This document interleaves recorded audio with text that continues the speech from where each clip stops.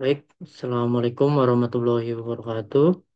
Perkenalkan nama saya Fahri Ferdiansyah dengan NPM C1C0231178.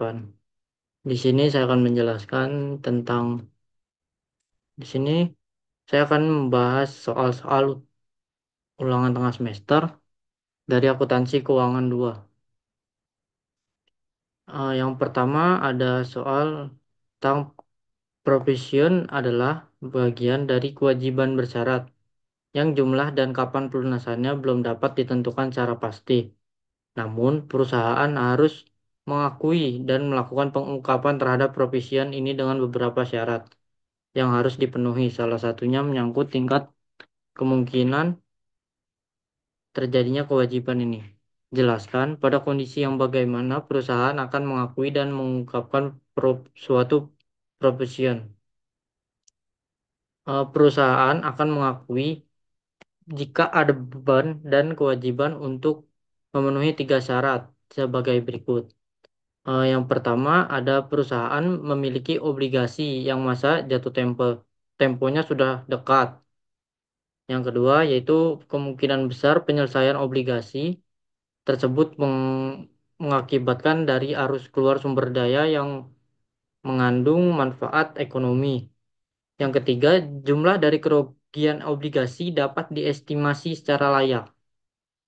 Oke, soal yang kedua yaitu ketika obligasi diterbitkan pada tingkat diskon atau premium, maka setiap kali pembayaran bunga akan dilakukan amortisasi bond premium atau bond diskon. Jelaskan apa yang menjadi dasar sehingga perlu dilakukan amortisasi ini. Yang pertama yaitu agar pada saat tanggal jatuh tempo nilai carrying amount sama dengan nilai nominal. Nah, ya soal ketiga yaitu treasury shares merupakan akun kontra dari equity dan mengurangi jumlah ordinary shares yang beredar. Jelaskan mengapa dalam penyajian share capital ordinary di bagian equity pada laporan posisi keuangan nilai sell capital ordinary tetap dihitung berdasarkan jumlah saham yang diterbitkan dikalikan dengan nilai nominal per lembar saham ketika perusahaan menggunakan cost method untuk mencatat treasury shares. Yaitu pada saat penyajian cost method atau metode harga perolehan nilai share capital ordinary tetap sama karena treasury shares menjadi pengurang nilai dan akan muncul dalam penyajian. Yang keempat itu soal keempat, salah satu alasan perusahaan melakukan pembelian kembali saham mereka yang beredar adalah untuk meningkatkan earning per share. Jelaskan mengapa dengan melakukan treasury shares ini dapat meningkatkan earning per share. Karena pembagi earning per share adalah jumlah saham yang beredar sehingga saat melakukan pembelian kembali saham beredar, jumlah saham yang beredar menjadi berkurang sehingga pembagi earning per share-nya menjadi lebih kecil yang membuat earning per share akan meningkat. Yang kelima yaitu jelaskan bagaimana ketentuan akuntansi untuk transaksi penerbitan saham untuk mendapatkan aset non-cash ataupun untuk membayar biaya atas jasa yang sudah diterima perusahaan. Ketentuannya yaitu jika harga wajar, aset dan harga pasar saham diketahui keduanya, perusahaan harus menggunakan harga yang memiliki nilai lebih wajar.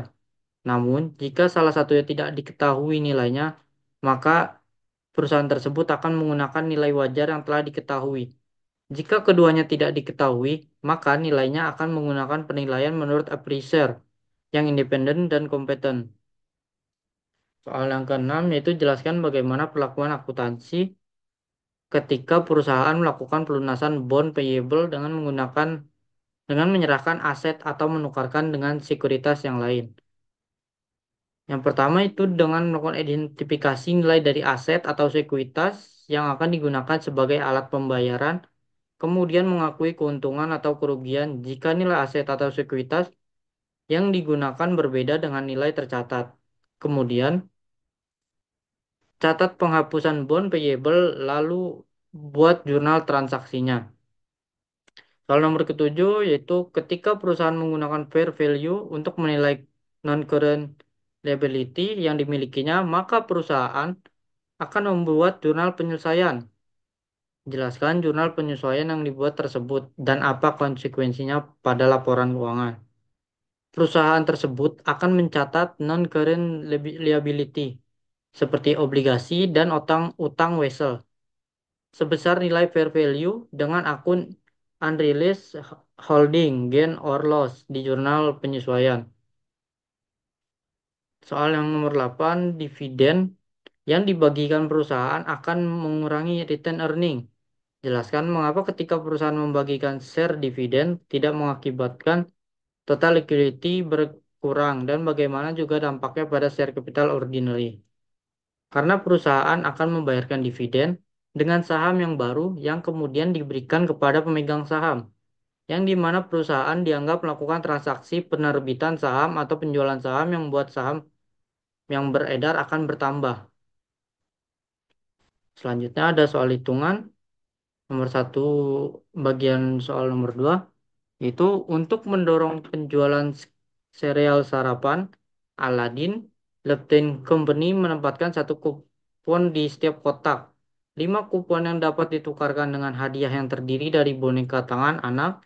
Pada 2022, perusahaan membeli 40.000 boneka dengan harga $1,50 per boneka dan menjual 500.000 kotak Aladin dengan harga $3,75 per kotak. Berdasarkan pengalaman sebelumnya, terkait dengan penawaran hadiah ini, perusahaan memperkirakan bahwa 60% dari kupon yang diterbitkan akan dikirimkan kembali untuk ditukar dengan hadiah selama tahun 2022. 115 ribu kupon telah ditukarkan. Yang dicari yaitu siapkan untuk jurnal untuk mencatat semua transaksi yang diperlukan. Untuk mencatat pembelian 40.000 boneka dengan harga $1,50 per boneka, pembelian yang pertama itu kita catat 40.000. 40.000 itu unit boneka dan harganya $1,50. Dan inventaris premium itu $60.000, uang tunainya atau cash $60.000. Sebelum Lupin Company membuat jurnal untuk mencatat penjualan kontak Aladin tersebut, ditentukan dahulu beban premi kewajiban premi terkait. Perhitungan ini adalah sebagai berikut. Penjualan yaitu 500.000 per unitnya boneka tadi dan harga penjualannya yaitu $3,75. Kuponnya yaitu 60% dan penukaran minimal kuponnya yaitu 5. Total kotak Aladin terjual pada tahun 2022 yaitu $500.000. Perkiraan penebusan dalam jumlah persen yaitu 0,60. Total perkiraan penebusan yaitu $300.000. Perkiraan biaya penebusan yaitu 300.000 kupon dibagi 5 kali $1,50 yang menjadi $90.000. Ayat jurnal untuk mencatat kotak Aladin serta premi dan kewajiban premi adalah sebagai berikut. Uang tunai 1,81.875.000 dolar dan biaya preminya yaitu $90.000. Pendapatan penjualan $1.875.000. Kewajiban preminya yaitu $90.000. Untuk mencatat penebusan aktual 115.000 kotak, penerimaan dari penerimaan dari per kotak yaitu $1,50. Kotak yang telah ditukarkan yaitu 115.000. Kewajiban premi yaitu $34.500. Inventaris premiumnya juga ada $34.500. Soal di yang nomor 2, NPM genap, itu tanggal 1 April 2022, Simonson Corporation menerbitkan bonds payable dengan total nominal $900.000. Tertanggal 1 Januari, contractual interest rate obligasi ini adalah 10%. Bunga dibayarkan per tahun pada setiap tanggal 1 Januari dan 1 Juli. Dan obligasi ini jatuh tempo pada tanggal 1 Januari 2027. Market interest rate pada saat penerbitan adalah 8%. Perusahaan menggunakan akun interest expense account untuk mencatat accrued interest. Pada tanggal 1 Januari 2025, obligasi ini dilunasi pada kurs 102%. Yang diminta itu siapkan jurnal untuk mencatat semua transaksi di atas sampai dengan tanggal 1 Januari 2025. Yang pertama, di tanggal 1 April 2022, kas pada debit senilai 918.000 dolar. Bond payable pada kredit senilai 900.000 dolar. Premium on bond payable 18.000 dolar di kredit. Dan totalnya yaitu ada 918.000 dolar. Di tanggal 1 Juli 2022, interest expense pada debit 45.000 dolar, cash pada kredit 45.000 dolar. Begitupun seterusnya sampai tanggal 1 Januari 2025. Dan jumlah pelunasan obligasi pada tanggal 1 Januari 2025, bond payable pada debit senilai 900.000 dolar, premium on bond payable pada debit 918.000 dolar, cash pada kredit senilai 918.000 dolar, yang ditotal menjadi 918.000 dolar pada debit dan juga kredit.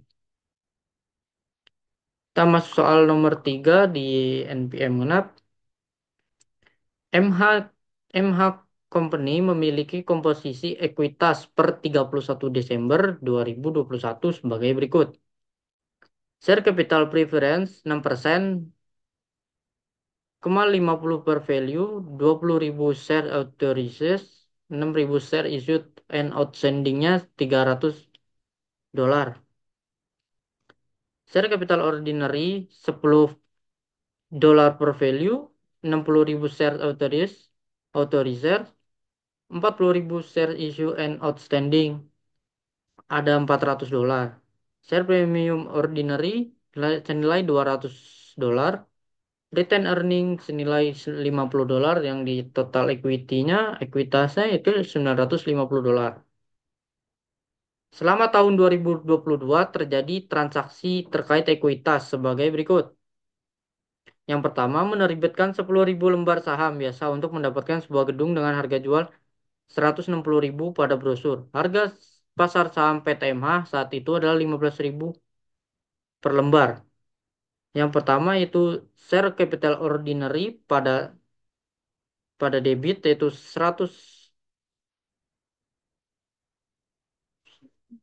150.000 dolar.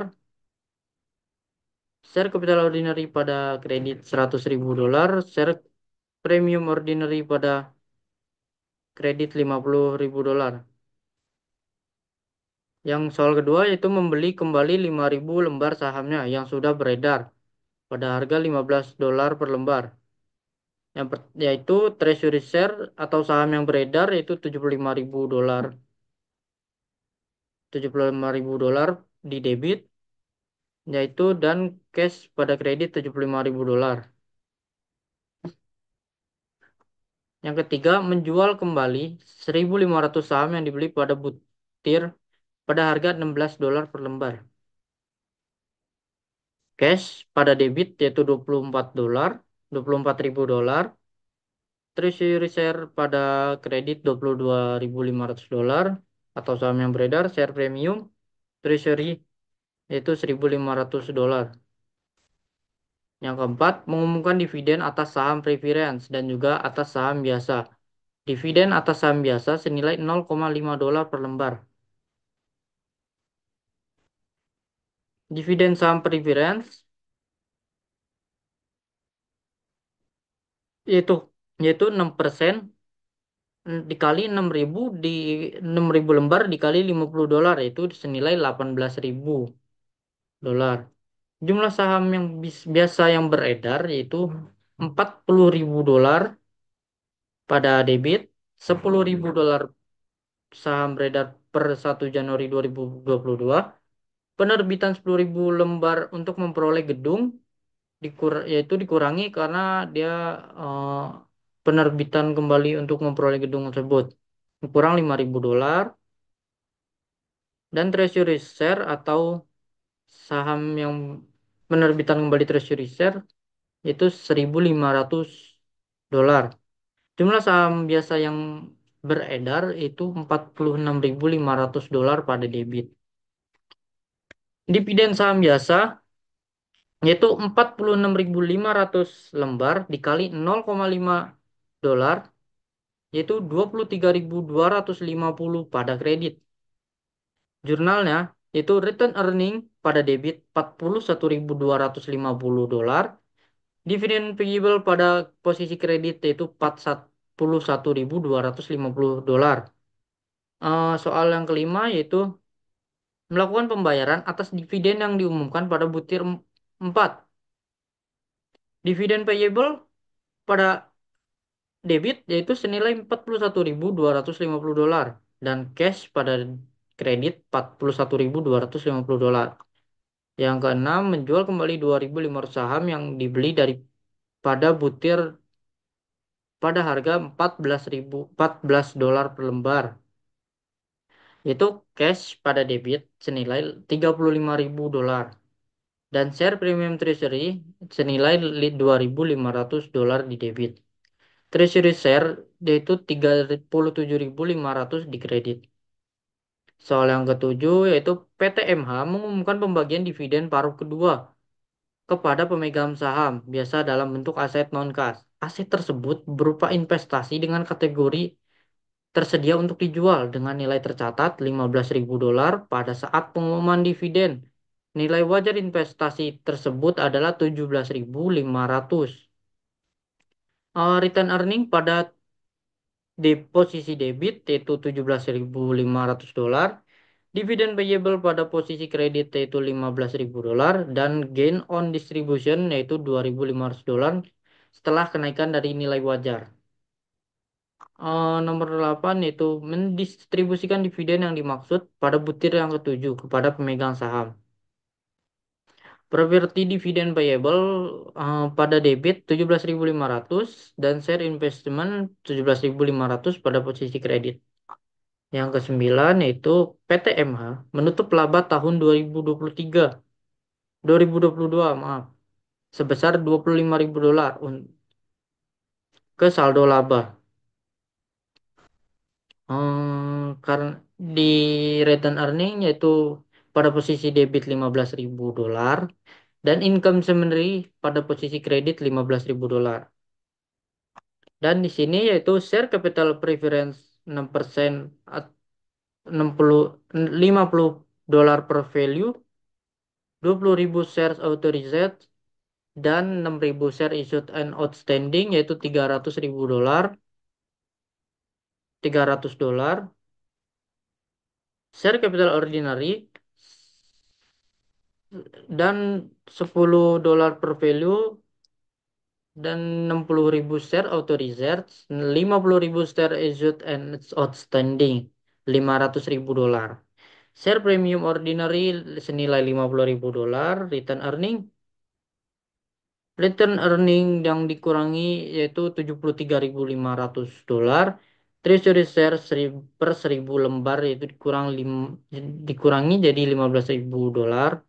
Share premium treasury senilai 1.000 dolar dikurangi. Dan jadi total equity-nya yaitu 760.000 dolar, 250 760 250 dolar. Segitu saja yang dapat saya sampaikan. Terima kasih. Assalamualaikum warahmatullahi wabarakatuh.